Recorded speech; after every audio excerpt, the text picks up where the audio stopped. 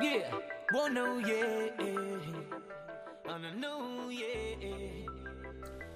Hello, this is Ryan Riccitelli with ASNews.net, and this week I've got Stretch on the line. He's one of the top board shapers in the world, and this year he won the Shaper of the Year for Surfing Magazine, and shapes a lot of different types of custom boards. So why don't you introduce yourself, Stretch? I'm William Riedel, surfboards, shortboards, longboards, towboards, kiteboards, much other stuff I probably forget. So who are some of the surfers that you shape for? Surfers or Kiteboarders and surfers. I mean, you shape for some of the best kiteboarders and some of the best, tow surfers and surfers in the world. kiteboard wise, there's Josh Molkoy, pro surfer, pro kiter, pro towboarder. There's Pete Tro, guy who pretty much invented kiteboard wave riding. Made boards for Aaron Hadlow, the world champ or ex-world champ. Christy Jones made kiteboards for John Florence. A lot of guys I'm probably forgetting there. Towboard wise, there's Garrett McNamara,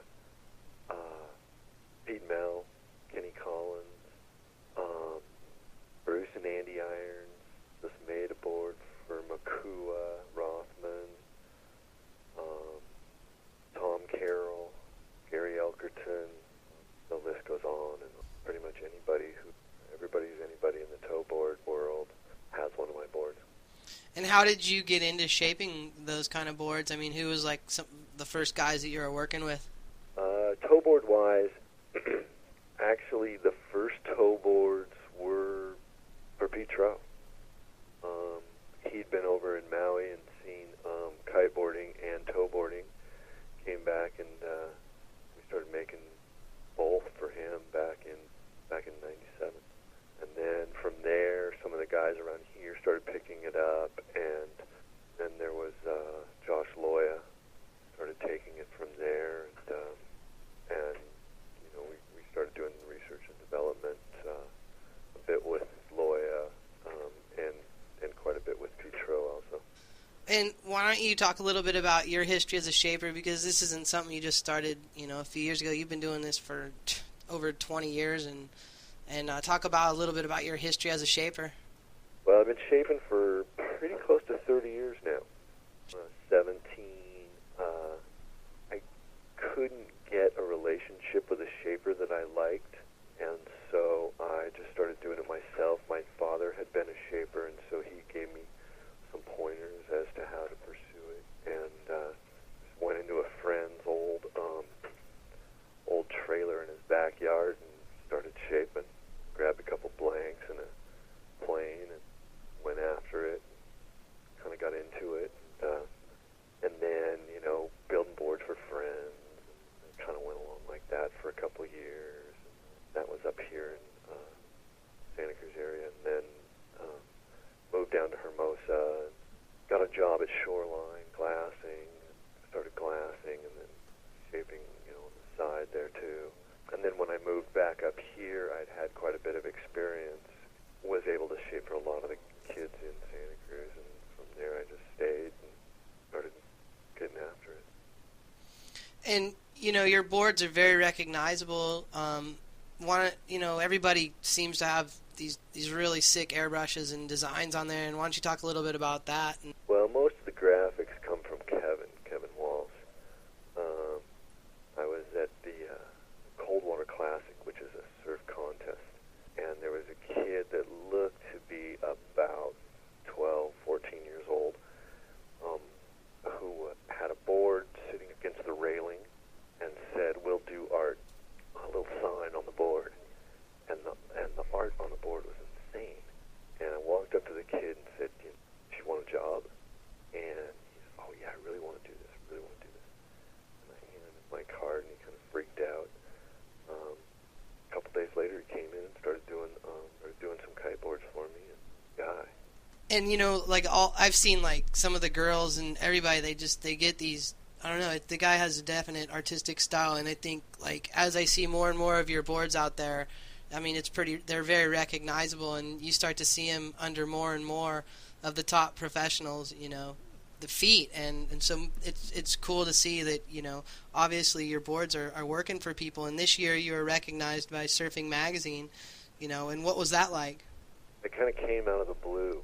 Lee Tashnik had won the Mavericks contest on one of my boards, and I'd been at the trade show just before that, and at the trade show I was talking to a kind of world-renowned shaper, or not talking to him, but I was introduced to him, and he had seen one of my boards, and he asked me if I did this as a hobby or if it was what I did for a living, and that was kind of a wake-up call that nobody knows who you are.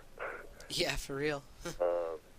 And so I started calling magazines, and the first magazine I'd called was Surfing Magazine, and ended up talking to Evan Slater, and kind of just told him my story. And 2 days later, he was on a plane up here to shoot pictures of me. And when he was leaving the shop after seeing what we were doing and what the technology that we had, and shapes and my history, he said, I think you're Shaper of the Year. And I was pretty blown away. Nobody knows who I am. You're going to make me Shaper of the Year? I'm like, yeah, you're it. It was pretty... And has that connected you up with more guys and like you shaping boards for more and more people, obviously? Well, that and Nathan Fletcher. Being Shaper of the Year certainly has helped, but Nathan being so looked up to by a lot of pro surfers, and with some of the designs that he and I have worked on together, that's really led into a lot of the pro surfers, a lot of some really talented kids on board, and get feedback from them. And like, what are some of, I mean, I don't want you to, I mean, obviously everyone knows, but what are some of the things that you think make your stuff different than everyone else's?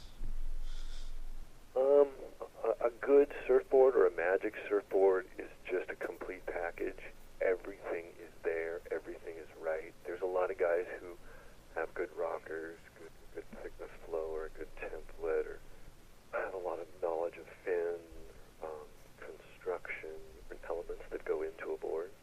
It's tough to put it all together, and I think I've done a good job of putting all the elements together into a package for each different design, for each type of board. The toe boards have their own unique design. They have different elements than the kiteboard does, although they're very similar. The kiteboards have their thing, the shortboards have their thing, and the guns have their thing. But they're kind of complete packages. All the elements are there, and they all work together.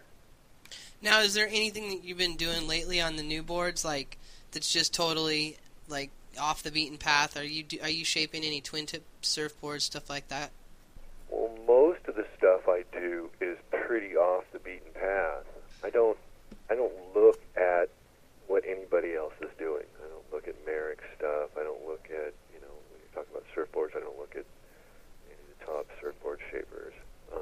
Kiteboards, I don't look at other people's kiteboards. I pretty much sit in my cave, my shaping room, and do my thing and listen to my team riders and do what they're telling me and what my knowledge of hydrodynamics tells me. So most of the stuff I do is different, or I'm told it's really different. For years, the kiteboard industry was twin tips. Made some twin tips, but that's not where we went. We went into directionals and pretty much stuck with directionals and focused on directionals and wave riding equipment. And now that industry is kind of coming around a bit. So, my directionals are certainly different than anything in the industry. My toe boards are completely different than any other toe board. In no shape or fashion are they similar to what everyone else in the industry is doing. Both material, kiteboard construction to do the toe boards, or a variation of kiteboard construction. They are 1.25 inches thick. They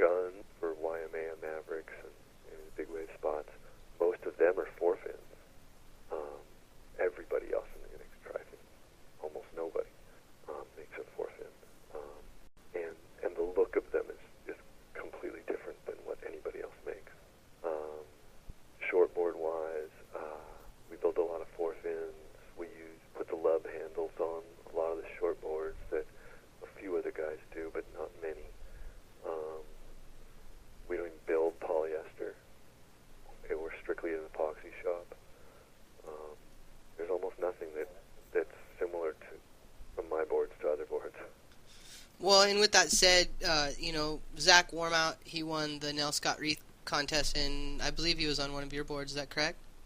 The Nell Scott contest, we had first, second, and third were all on my board. So all of the boys. Yeah. Well, that's good. And actually, Zach, we interviewed him a few weeks ago on here, and a great guy, and just had nothing but good things to say about you. And where can people learn more about what you're doing? I mean, that's really what it's all about. I mean, I'm sure there's tons of information out there, but where can people go and find out exactly, what's going on with you? Well, the website's the best place, stretchboards.com.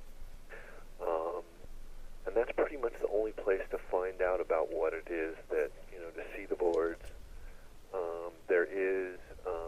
There's the retail outlets that we have, which you can get off of the website and go in and view boards there. And then, there's going to be stuff coming out in the magazines about what it is that we're doing. So people will be able to see surfing or surfer, trans world. There's going to be stuff coming out. Well, and with that said, if someone wanted to get a custom board from you, what would they have to do? They can contact us through the website and order. We do it all day long. Perfect. Awesome. And another thing we do, too, is we allow everyone here to drop some bombs for their friends. So if you want, you can drop some bombs for some of your friends out there. Yeah, I mean, for me, all my team they're all awesome. Nathan and Ratboy and Loya and Molkoy and Tashi, Wormout. My team they're the best guys in the world. All super supportive of me. So, yeah, I guess a shout out to all my team. Well, and we appreciate your time today. We know you're busy, and we'll get this out to the world. And great, thanks. Thanks a lot, man. All right, Ryan. Good to talk to you again. You too. I'll talk to you soon. Hello, this is Ryan Riccitelli with ASNews.net, and actually we have a surprise guest today, Andy Hurdman. We just called him down in Puerto Rico. He's on a trip down there. He's staying at Shacks, and so he's got, I guess, a really cool story to talk about, a close call he had yesterday. Why don't you introduce yourself, Andy? Hey guys, it's Andy. I am at Shacks, and it is firing here. We got here about 4 days ago, and the waves were actually pretty small. Then we looked at the forecast, and we saw one of the biggest northwest swells of the season heading our way. And sure enough, we woke up the next morning, and it was probably double overhead, and throughout the day, it increased to about triple overhead. And for those of you who don't know, Shacks is in Puerto Rico, and it's one of the top wave spots down there. Why don't you describe what the place is like, Andy? It's actually, if you get one of the house rentals right at the point at Shacks, it's pretty much unbelievable. I mean, you could just toss a stone into the water off your balcony, and all you hear at night is just waves crashing. It is a pretty sketchy reef. It gets shallow. You have to kind of weave your way out to the break. Once you get out to the break, it's pretty safe. But when you do have triple overhead, it can get kind of hairball. Actually, yesterday it was the biggest out of the swell, and I was out there yesterday, triple overhead, and I was on the outside, and I wasn't really paying attention when the set waves got my kite when I was on the far outside, and it snapped all four lines in under 2 seconds.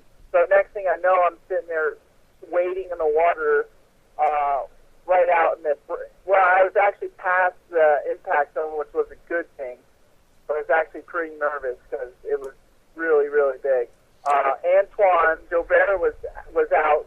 Luckily, I was panicking, and he got my board, and he towed me in, and I was very thankful. Well, and for those of you who don't know, Andy Hurdman, he's a professional kiteboarder out of Delray, Florida. If you've had a chance to see him ride, then you know the guy is unbelievable, and just, I mean, he can handle pretty much any conditions. So, Andy, you're a guy, you've traveled around the world kiteboarding, and what do you think of Puerto Rico as a kiteboarding place? Well, definitely, and this area for wave riding is the best.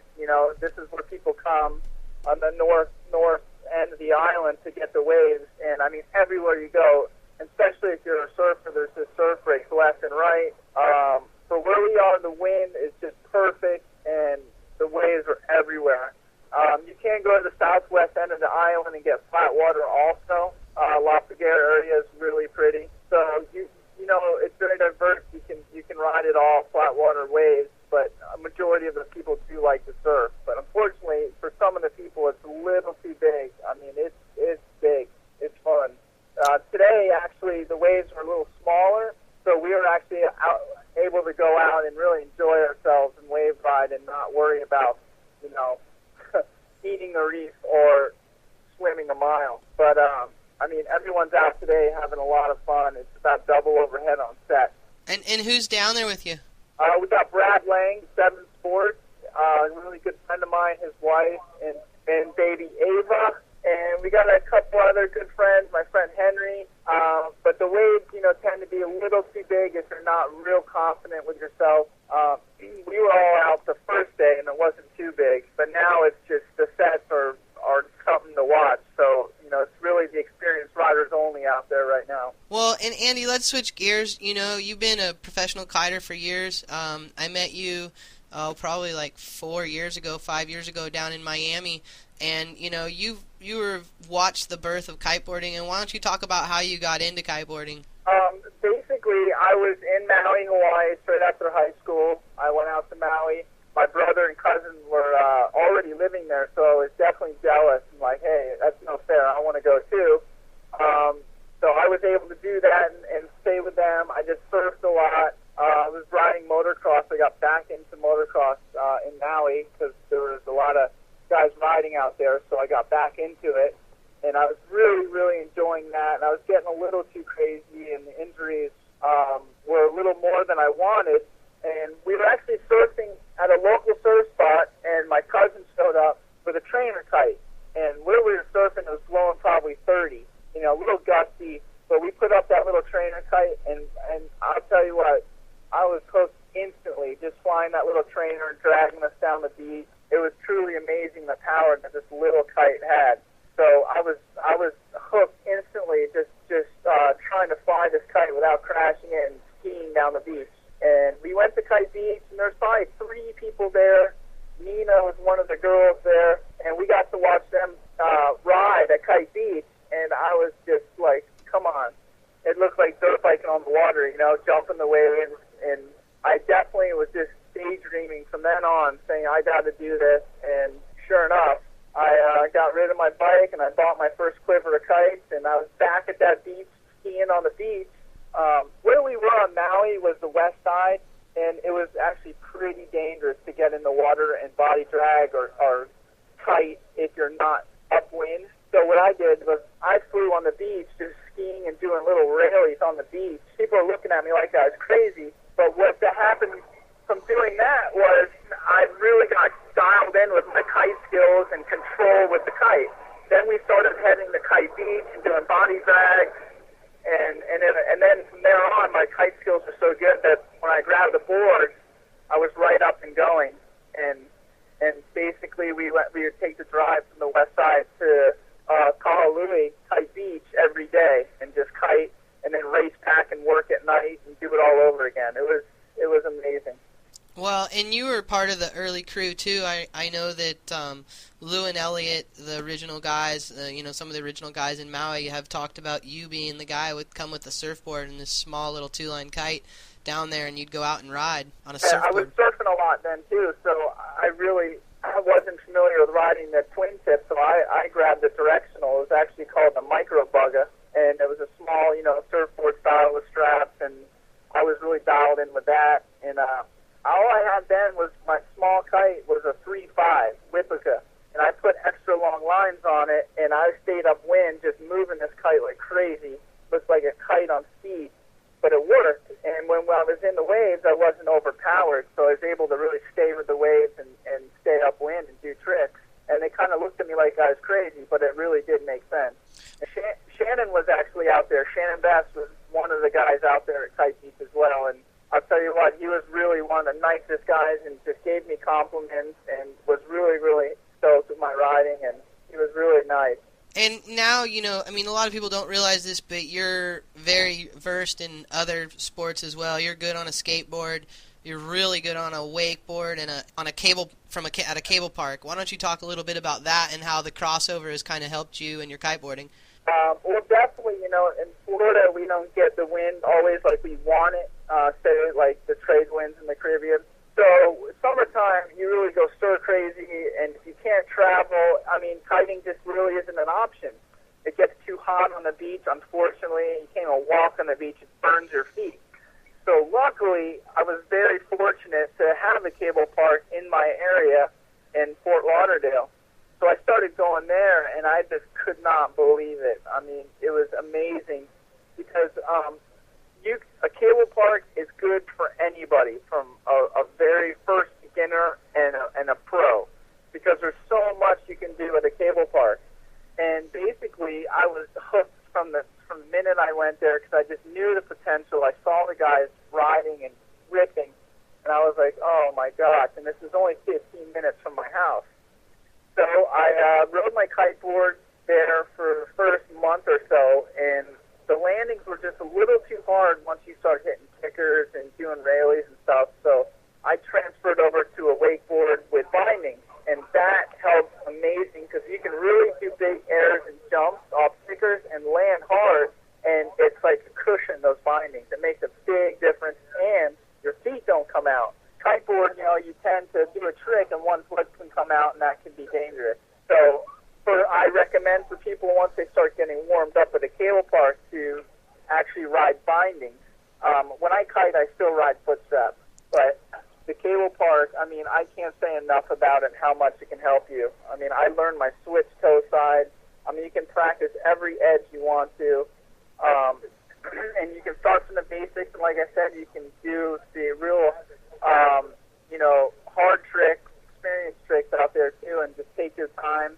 And if you actually go there on the right time during the week, if you're able to, on vacation or something, I mean, there's no line.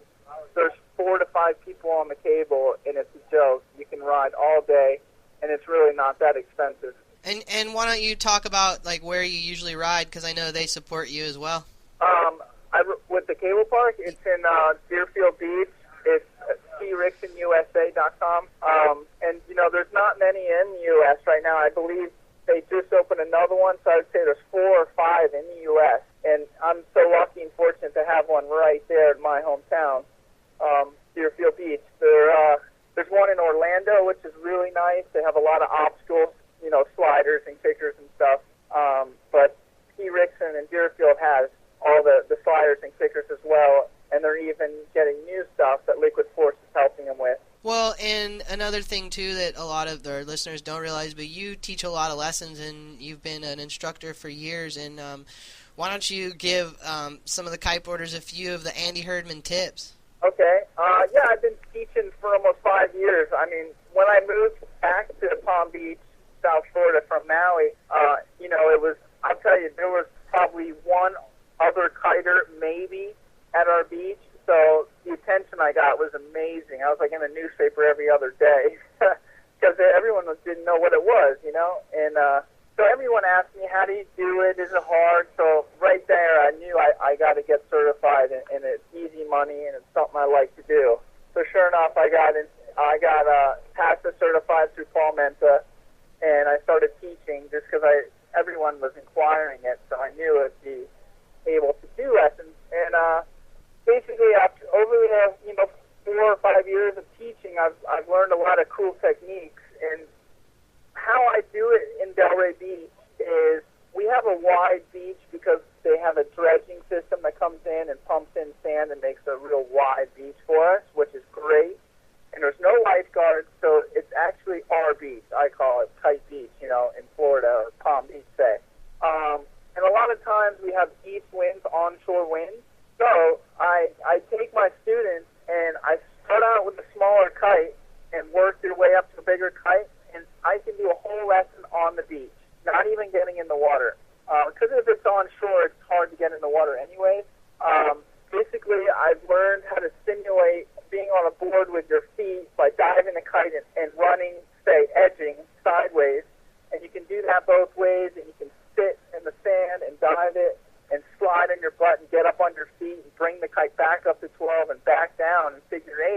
and kind of drag sideways as you slide run down the beach. And it's amazing how well that works. So I've been doing that a lot and just going through all the steps on the beach because I have a soft beach and a big enough beach to get away with that. Well, Andy, I know you're down in Puerto Rico, and I know we caught you just randomly, and I appreciate your time, but why don't you throw some shouts out to your sponsors and all your friends? Oh, yes. I want to first thank the wind and the waves and the kind, best kiteboarding. Ski Rigs and Cable Park helps me out so much, so I definitely have to give them props. And Oakley's helping me out right now. And basically that's it, man. I want to just thank all my friends out there and all the people, all my fans. And I appreciate you calling and giving me a chance to give a shout out and say hi to everyone. All right, man. Well, you have a fun time down there, and thanks for checking in. All right. See you guys. All right, man. Bye-bye.